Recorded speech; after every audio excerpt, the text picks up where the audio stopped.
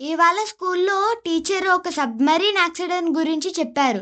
నలుగురు rich people ఒక సబ్మరీన్లో అప్పుడు ఎప్పుడో మునిగిపోయింది కదా, టైటానిక్ షిప్.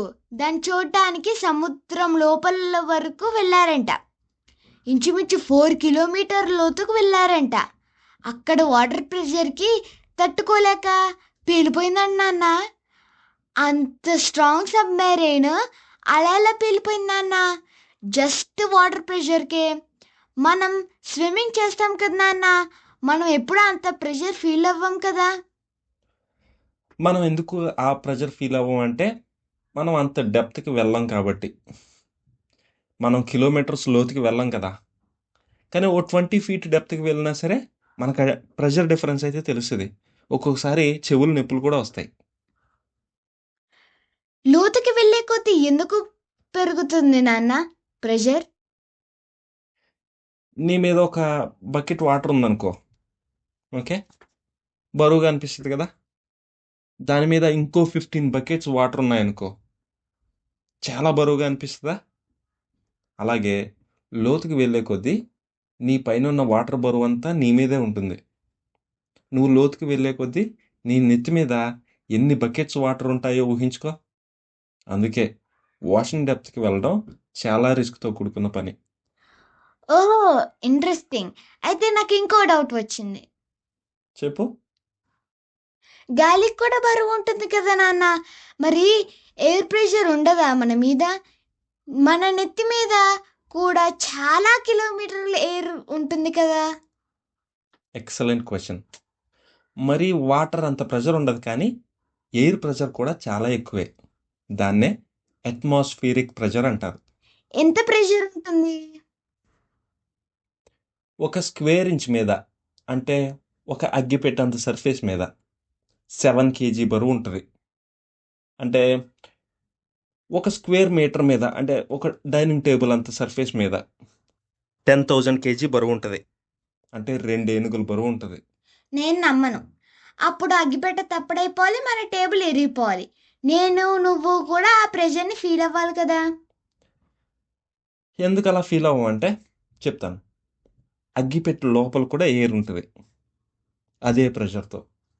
అలాగే టేబుల్ చుట్టూ కూడా ఎయిర్ అదే ప్రెషర్తో ఉంటుంది. సో బ్యాలెన్స్ అయిపోతుంది అన్ని వైపులా. అలా కాకుండా నువ్వు అగ్గిపెట్టెలో ఎయిర్ తీసేయగలిగావు అనుకో, లోపల ఉన్న ఎయిర్, అప్పుడు నువ్వు అన్నట్టుగానే అగ్గిపెట్టె తప్పడైపోతుంది. అలాగే టేబుల్కి కూడా ఒకవైపే ఎయిర్ ఉండేలా చూడగలిగావు అనుకో, అప్పుడు కూడా నువ్వు అన్నట్టుగా టేబుల్ ఇరిగిపోతుంది. మన బాడీ కూడా అంతే. మన బాడీ లోపల చాలా ఎయిర్ ప్రెషర్ ఉంటుంది. అలాగే చాలా మెకానిజం ఉంటుంది మన శరీరంలో. ఇంకా మనం ఆ ఎయిర్ ప్రెషర్ లేకపోతేనే చనిపోతాం. లోపల బయట ఎయిర్ ప్రెషర్ సేమ్ ఉండటం చేత మనం ఆ ఎయిర్ ప్రెషర్ని ఫీల్ అవ్వం. అదే నువ్వు ఒక వాటర్ బాటిల్ తీసుకో, ఒక ఎంటీ వాటర్ బాటిల్, అందులో గాలి పీల్చేసావనుకో, నువ్వు ఎప్పుడైనా అబ్జర్వ్ చేసావా? అది తప్పడైపోతుంది. ఎందుకంటే లోపల ఉన్న ఎయిర్ ప్రెషర్ కంటే బయట ఉన్న ఎయిర్ ప్రెషర్ ఎక్కువ ఉండటం చేత అది క్రష్ అయిపోతుంది. అంటే పైకి వెళ్ళే కొద్దీ మన నెత్తి మీద ఎయిర్ తగ్గుతూ ఉంటుంది కదా, అప్పుడు ప్రెషర్ కూడా తగ్గుతుందా? మరి ఏరోప్లేన్లో ఆ ఫీలింగ్ రాదు కదా. Excellent question. అవును, ఏరోప్లేన్లో యాక్చువల్గా ఆర్టిఫిషియల్గా ఎయిర్ ప్రెషర్ మెయింటైన్ చేస్తారు. అంటే గాలిని గట్టిగా నొక్కుంచుతారు ఆ ఏరోప్లేన్ క్యాప్సుల్లో. బయట అంత ప్రెషర్ ఉండదు. బయట ప్రెషర్లో మనం బతకలేం కూడా. ఎందుకంటే ఏరోప్లేన్ ఆల్మోస్ట్ 10 కిలోమీటర్స్ ఆల్టిట్యూడ్లో, 10 కిలోమీటర్స్ హైట్లో ఎగురుతూ ఉంటుంది. అక్కడ చాలా తక్కువ ఎయిర్ ప్రెషర్ ఉంటుంది. ఆ ఎయిర్ ప్రెషర్లో మనకి ఆక్సిజన్ అందదు, చాలా తక్కువ టెంపరేచర్ ఉంటుంది. ఆ ప్రెషర్, లో ప్రెషర్ ఏరియాని తట్టుకోలేం కూడా మనం. సేమ్ మౌంటైన్స్ మీద కూడా. ఇప్పుడు ఎవరెస్ట్ మీదకి ఎక్కితే ఎవరెస్ట్ పీక్లో మనిషి ఎంతోసేపు బతకలేడు, అంత లో టెంపరేచర్లో, అంత లో ఆక్సిజన్ లెవెల్లో. ఓ అవునా? మరి మూన్ మీద కూడా ఎయిర్ ఉండదంట కదా, అక్కడ మనుషులు వెళ్ళారు కదా. Very good question. అందుకే వాళ్ళు స్పేస్ సూట్ వేసుకుంటారు. ఆర్టిఫిషియల్గా ప్రెషర్ మెయింటైన్ చేస్తుంది స్పేస్ సూట్. మన శరీరాన్ని గట్టిగా నొక్కుంచుతుంది. హీటు, ఆక్సిజన్ సపోర్ట్ కూడా ఇస్తుంది. అందుకే ఆ సూట్ వేసుకెళ్తారు. సూట్ లేకపోతే బయట ప్రెషర్ ఉండదు. మన బాడీ ఏమో బాగా గాలి ఊదిన బెలూన్ లాగో, లేకపోతే ప్రెషర్ కుక్కర్ లాగో బాగా ప్రెషర్‌తో ఉంటది. అవునా? అందుకే మన బాడీ ఎక్స్‌ప్లోడ్ అవుతది. Especially lungs. లంగ్స్ చాలా ఎయిర్ ప్రెషర్‌తో ఉంటాయి. బయట ప్రెషర్ లేదు కాబట్టి అవి ఎక్స్‌ప్లోడ్ అవుతాయి. అందుకనేనా అంత హెవీ సూట్స్ వేసుకుంటారు ఆస్ట్రోనాట్స్. అమ్మో, ఎయిర్ ప్రెషర్ చాలా ఇంపార్టెంట్. అవును.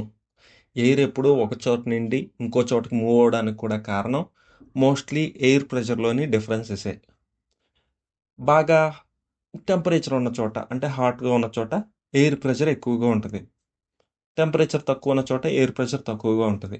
అందుకే హై ప్రెషర్ జోన్ నుంచి లో ప్రెషర్ జోన్‌కి ఎయిర్ ఎప్పుడు మూవ్ అవుతూ ఉంటది. ఎక్కువ లో ప్రెషర్ జోన్ ఫార్మ్ అయిందనుకో, అక్కడికి చుట్టూ ఉన్న ఎయిర్ అంతా ట్రావెల్ చేస్తూ వస్తది. అప్పుడే సైక్లోన్స్ అలాగే స్టార్మ్స్ ఫార్మ్ అవుతాయి. నువ్వు ఎప్పుడైనా వింటావు కదా న్యూస్‌లో అల్పపీడనం ఏర్పడింది అని. అల్పపీడనం అంటే లో ప్రెషర్ జోన్. అక్కడికి చుట్టూ ఉన్న గాలులు ఫాస్ట్‌గా వచ్చి చేరతాయి. అప్పుడు స్టార్మ్స్ ఏర్పడతాయి. అంటే తుఫాన్లనమాట. ఓ, చాలా ఇంట్రెస్టింగ్. Thank you daddy.